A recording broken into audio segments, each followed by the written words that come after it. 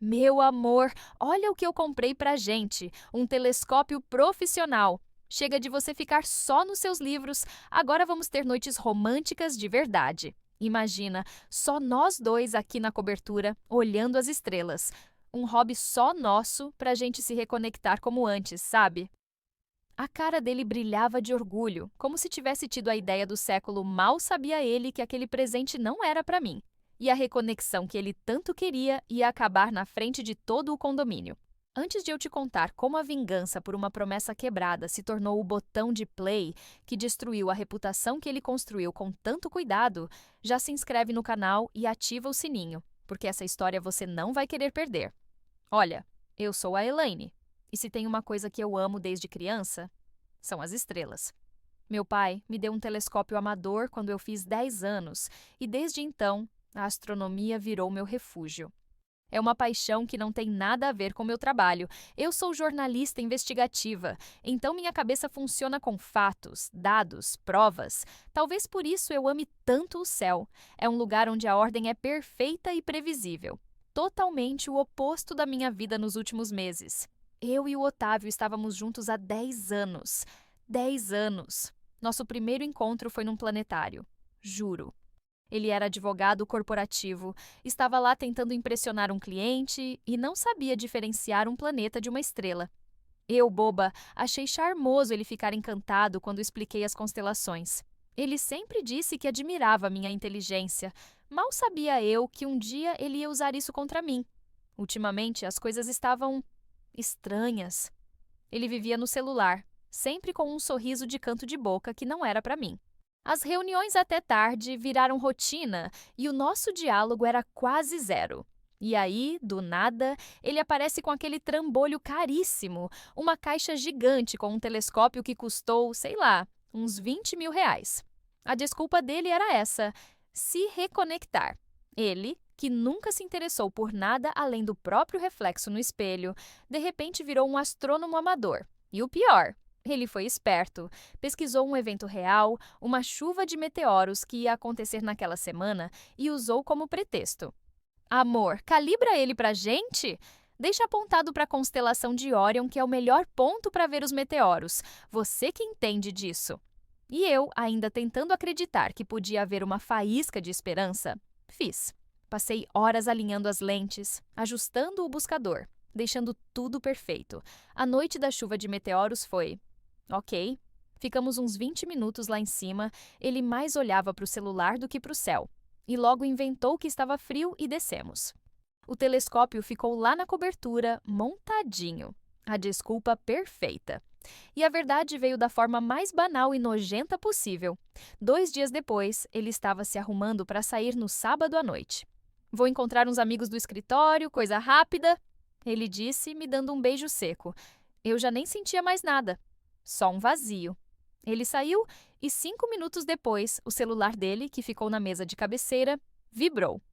Eu nunca mexi nas coisas dele, gente, nunca. Mas aquela luzinha piscando parecia me chamar. Eu olhei a tela de bloqueio e meu mundo caiu. Era uma mensagem de um número que eu não conhecia, mas o nome estava salvo. Vanessa, apto 1204. O apartamento do nosso andar. A vizinha nova, uma loira que vivia na academia do prédio. A mensagem dizia: tudo pronto aqui na varanda, traz o vinho. Mal posso esperar para ver as estrelas com você de novo. O emoji da piscadinha foi como um soco no meu estômago. As estrelas. Aquele telescópio caríssimo não era para ver Orion. Era para ver a Vanessa na varanda do apartamento dela. O hobby romântico dele era espionar a amante. E o pior de tudo, ele tinha me feito de idiota, me usando para calibrar a arma da própria traição. Nossa, o choro que veio naquela noite foi seco, doído, mas não durou muito. A minha tristeza de jornalista é diferente, sabe? Ela vira uma espécie de curiosidade mórbida. Eu precisava de mais fatos. E o Otávio, na sua arrogância sem limites, me deu tudo de bandeja. Nas 2 semanas seguintes, o hobby de astronomia dele virou um compromisso sagrado. 3, 4 vezes por semana, lá pelas 10 da noite, ele subia. Vou aproveitar que o céu tá limpo, amor. Relaxar um pouco.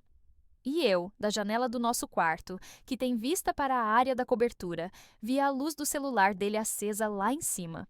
Ele não estava olhando para o céu. Ele estava na varanda do prédio, conversando por vídeo com a amante que estava na varanda do apartamento dela. Era tudo um grande teatro.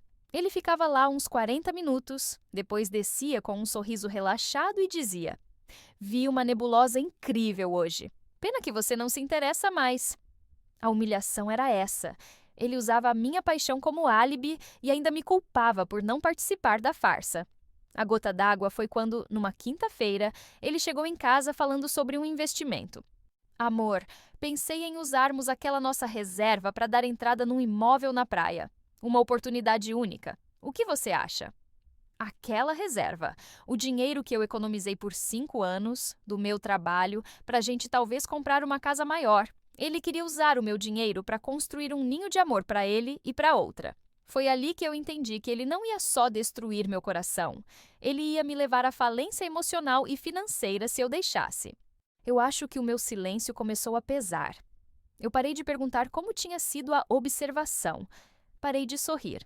Eu estava ali, de corpo presente, mas minha cabeça estava a 1000 por hora, montando o quebra-cabeça.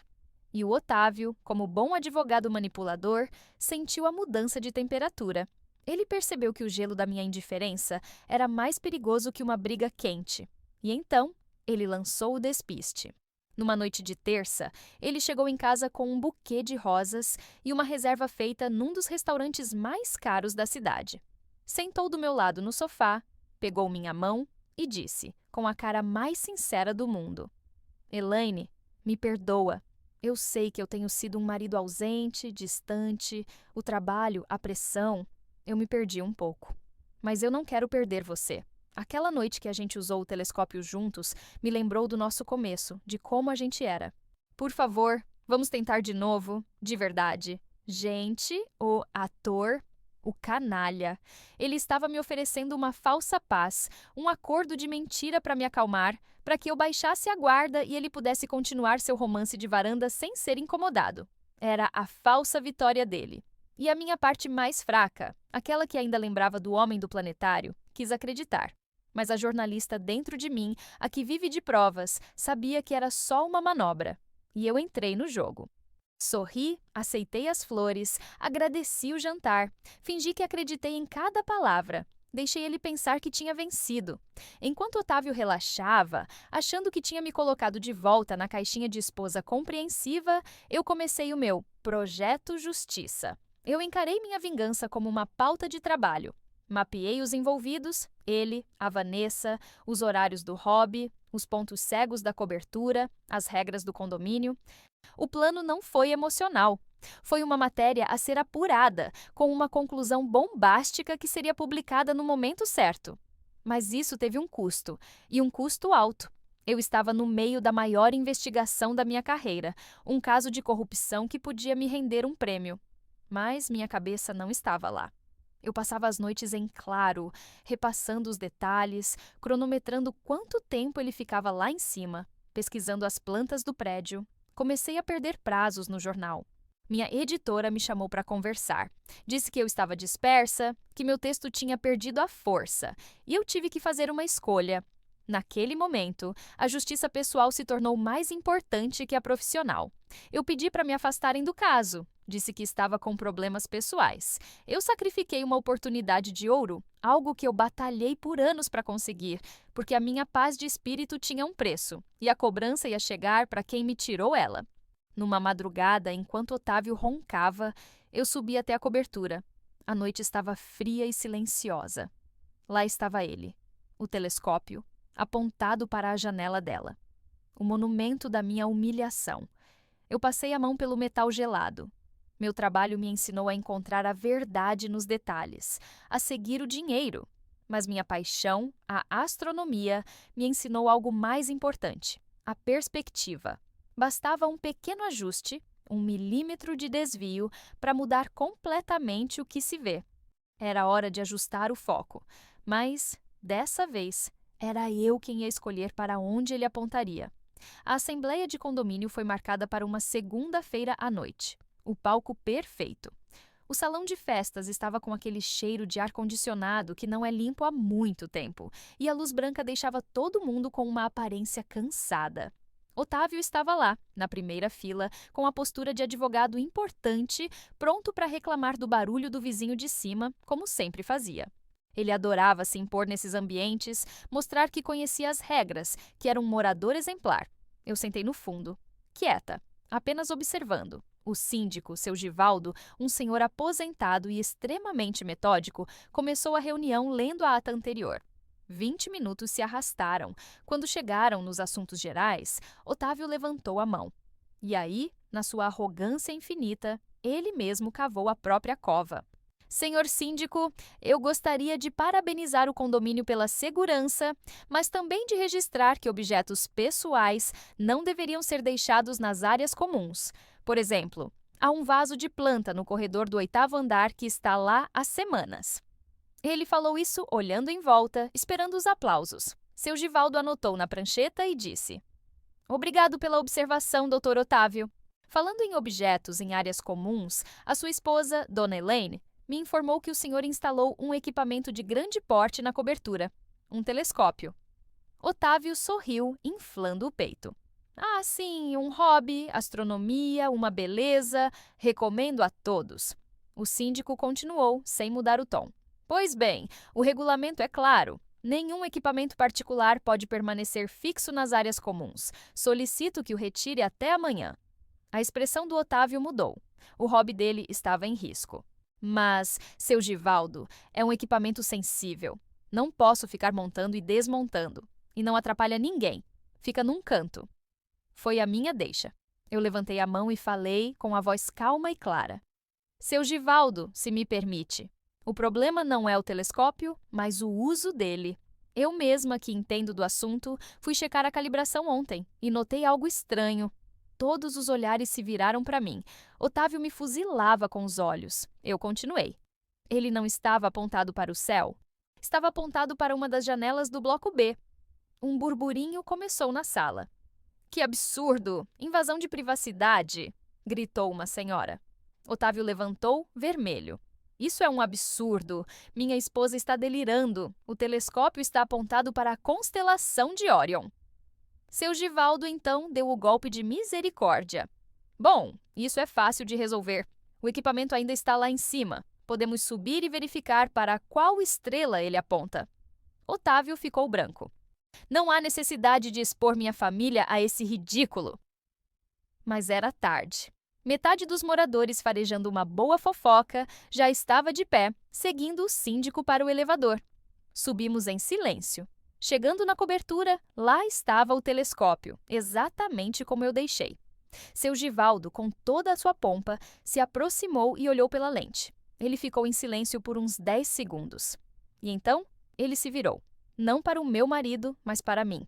A cara dele não era de raiva. Era de pura confusão. Dona Elaine, por que o seu telescópio está apontado para a janela da minha sala de estar? Eu consigo ver a minha esposa tricotando no sofá. O queixo do Otávio não caiu. Ele despencou. A sala inteira prendeu a respiração. E eu, mantendo a calma que guardei por semanas, respondi. Que estranho, seu Givaldo, porque até ontem meu marido me garantia que o único alvo dele era a varanda da Vanessa, do 1204. Eu só devo ter errado a mira por alguns andares quando fui recalibrar. Parece que a vista do seu apartamento e o da amante do meu marido ficam na mesma direção. Que coincidência, não é, Otávio? O silêncio foi quebrado por um grito agudo. Era a Vanessa, que estava espremida no canto e que ficou roxa. Otávio abriu a boca, fechou, gaguejou. Isso é uma calúnia. Você está louca! Mas ninguém estava olhando para mim. Estavam todos olhando para ele e para a vizinha, somando 2 mais 2. A humilhação foi total, pública e inegável. A máscara dele não só caiu, ela se estilhaçou no chão da cobertura, na frente de toda a plateia que ele tanto se esforçava para impressionar.